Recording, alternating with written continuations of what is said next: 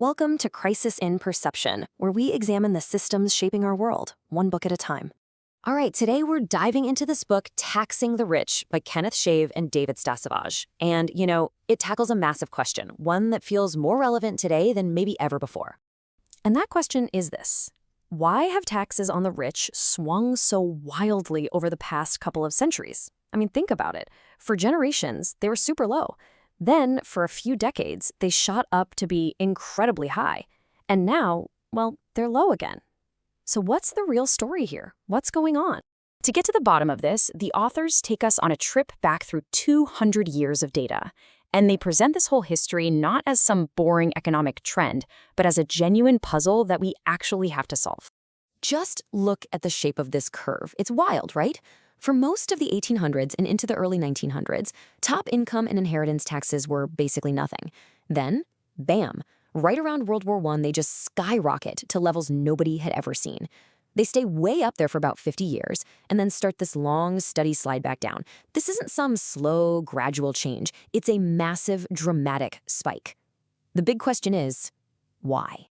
So you might have some ideas already. But what's fascinating is that the usual explanations, the ones we hear all the time, they don't really fit the facts. The book makes a really strong case that we need to look past the usual suspects. Okay, so what are those usual suspects? Well, one big one is democracy. The idea is simple. Once more people could vote, they just voted to tax the rich. Makes sense, right? Except the timeline just doesn't line up. A lot of countries gave more people the right to vote long before these huge tax hikes happened. Okay, so what about inequality?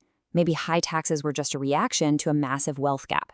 But again, when you look at the data, high taxes didn't always come right after periods of high inequality. Something else, something bigger had to be going on. And that something else, well, it wasn't really about economics or the math of who was voting. It was about a powerful, really specific idea about fairness. This is the core idea of the whole book. They call it compensatory fairness. And it boils down to this: if the government asks a huge chunk of its people to make an incredible sacrifice, like the ultimate sacrifice, while the rich are not only protected from it, but might even be profiting from the situation, then simple fairness demands that the government has to compensate for that imbalance. And how do they do that? By taxing the wealthy much, much more. And this isn't some modern idea. This quote from David Lloyd George, who was Britain's chancellor during World War I, just nails it. Let the nation as a whole place its comforts, its luxuries, on a national altar consecrated by such sacrifices as these men have made. Wow. You hear that? He's not just talking about who can afford to pay more. He's talking about balancing the scales of sacrifice. That is a powerful, compensatory argument in action. So when did this argument for fairness become basically unstoppable? It happened during a very specific and very terrible kind of crisis: mass warfare. And here's the core logic visualized perfectly. Think about the huge wars of the 20th century. Nations were drafting, conscripting millions of ordinary people, literally forcing them to risk their lives. At the exact same time, factory owners, the people with capital, were often making huge profits from the war effort. The argument became incredibly simple and almost impossible to refute. If the state has the power to conscript lives, then it absolutely must have the power to conscript wealth. And the data on this, it's just staggering. Look at World War I. The countries that had mass mobilization, the draft, they raised their top tax rates by almost 60 percentage points on average. 60! Now look at the countries that didn't mobilize. Their increase was less than 7 points. That is not a coincidence. It wasn't just war that did this. It was mass mobilization that completely rewrote the rules of taxation. But as we saw on that first chart, this system of super high taxes didn't last forever.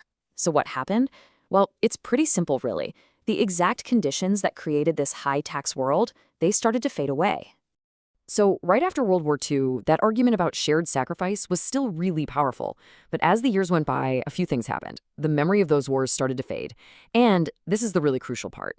Countries ended the draft. They stopped conscripting their citizens and moved to smaller, professional, high-tech armies. Once that happened, the whole foundation for that powerful, compensatory argument just crumbled. I mean, if the vast majority of people are no longer being asked to make that ultimate sacrifice for war, the political pressure to conscript wealth to balance things out, it just kind of vanishes. So what's the big takeaway from all this? The book really gives us a completely new lens to see the whole history of taxing the rich. What it tells us is that era of super high taxes in the middle of the 20th century, that wasn't normal. It was a historical exception. It was driven by this incredibly powerful moral and political argument that was born directly out of the shared, unequal sacrifices of 2 world wars. It really shifts the entire debate away from just dollars and cents and puts the focus on how powerful ideas about fairness can become in very specific, very intense moments in history. And that leaves us with a really big, thought-provoking question for today. If that specific logic of mass military sacrifice doesn't really apply anymore, what kind of event or what kind of argument could ever make that compensatory case for much higher taxes on the rich seem not just fair, but absolutely necessary to most people today? For the full, long-form deep dive into this book and its ideas, follow the link in the description. If you enjoy these explainers, please subscribe and comment with books or topics we should explore next.